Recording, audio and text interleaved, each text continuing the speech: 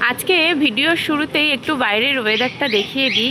বাইরে কিন্তু একদম মৃদুমন্দ বাতাস বইছে, এত ভালো লাগছে কি বলবো। আর একদম রোদ্দুরও নেই, তারপর মেঘাচ্ছন্ন আকাশ, কিন্তু কোনো নেই, বৃষ্টি নেই, কিন্তু এত ভালো লাগছে বাইরের ওয়েদারটা কি বলবো, অনেক ভালো লাগছে। একদম বাতাস বইছে মৃদু মৃদু, গায়ে লাগছে আর ভীষণ ভালো লাগছে। মানে গরমের একটা যে আভাস, সে আভাস থেকে বাঁচার জন্য কিন্তু এটা একদম পারফেক্ট ওয়েদার। আমরা ভাবি যদি এই রকম ওয়েদারই থেকে যায় তাহলে কিন্তু কত ভালো না হবে, কিন্তু সেটা কি সম্ভব? একদমই নয়। তাহলে চাষ হবে না, তাহলে ভালো মন্দ কিছু হবে না। প্রকৃতি এমনভাবেই সব কিছু সৃষ্টি করেছে। আর সব থেকে ভালো ব্যাপার হচ্ছে, এটা তো আমাদের গর্ব হওয়া উচিত যে আমরা এমন একটা রাজ্যে বাস করি যেই রাজ্যে সব রকম ওয়েদার মানে আমরা অনুভব করতে পারি। গ্রীষ্ম, বর্ষা, শরৎ, হেমন্ত, শীত, বসন্ত, সমস্ত রকম ওয়েদারের যেই আভাসটা সেটা কিন্তু আমরা একদম অনুভব করতে পারি। এটা কিন্তু আমরা ভীষণভাবে লাকি যে এমন একটা রাজ্যে থাকি সেখানে সব রকম ওয়েদারটা আমরা ভালো মতন বুঝতে পারি। তো অনেকক্ষণ কথা বলে নিলাম। যারা আমাকে চেনেন না তাদের উপলক্ষে বলি, আমি মূর্তি দমদম পাইকপাড়া শ্যামবাগানের মুখেই কিন্তু আমার দোকান আছে। আপনারা চাইলেই আমার দোকানে এসে ভিজিট করতে পারেন। দুপুরবেলায় হোটেল চলে আর রাত্রেবেলায় কিন্তু রুটির দোকান। তা আমি প্রত্যেক দিনই ভিডিও নিয়ে আসি দুপুরবেলায় আমি দোকানে কি কি মেনু করেছি সেই ভিডিও নিয়ে। তো আজকেও অন্যথা একদমই হয়নি, আজকেও চলে এসেছি দুপুরবেলায় কি কি ভিডিও মানে কি কি মেনু করেছি সেইটারই ভিডিও নিয়ে। তা আপনাদের সাথে এই ভিডিওটা শেয়ার করতে আমার ভীষণই ভালো লাগে, কারণ আপনারা অনেক ভালোবাসা দেন আমাকে এই যে আমি দুপুরবেলায় কি রান্না করি সেই ভিডিওটা দেখার জন্য। তো আপনাদের সকলকে অনেক অনেক ধন্যবাদ আমার এই ভিডিওটা প্রত্যেকদিন দেখার জন্য, লাইক কমেন্ট করার জন্য। কিন্তু আপনাদের কাছে অনুরোধ থাকবে, আপনারা যদি একটু ভিডিওটা শেয়ার করে দেন তাহলে আমি অনেকটাই উপকৃত হব। এই কারণে, আর্নিংয়ের জন্য নয়, এই কারণে উপকৃত হব যে আমার এই দোকানের ব্যাপারে লোকে অনেকটা জানতে পারছে, অনেক দূর পৌঁছচ্ছে, মানুষ অনেকটা মানে মানুষের কাছে পৌঁছচ্ছে যে আমার এখানে শ্যামবাগানের মুখে একটা দোকান আছে, দুপুরে হোটেল চলে। এবার আপনারা বলবেন যে কেন মানে হোটেল চলে, হোটেল তো অনেক আছে।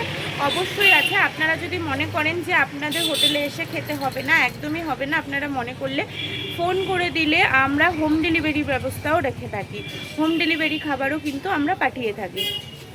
তো যাই হোক, আপনাদের সকলকে অনেক অনেক ধন্যবাদ। অনেকক্ষণ কথা বলে নিয়েছি, এবার কিন্তু আমি দেখাবো কি কি রান্না করেছি দোকানে।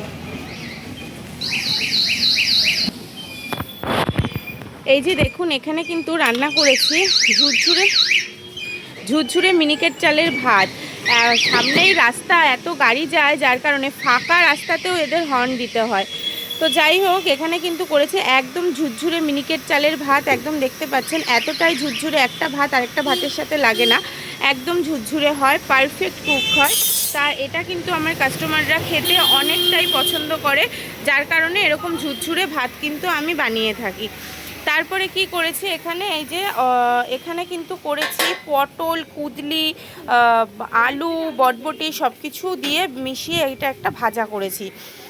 আর কিন্তু আজকে করেছি শুক্তোর ডাল। ডালটা পেঁয়াজ ফোড়ন দিয়ে না, রাঁধুনি আদা ফোড়ন দিয়ে কিন্তু আর ধনেপাতা দিয়ে আজকে রান্না করেছি শুক্তোর ডাল, পেঁয়াজ ফোড়ন দিয়ে দিইনি। এবার আপনারা বলবেন অনেক পেঁয়াজের দাম বেড়েছে বলে, না সেটা একদমই না।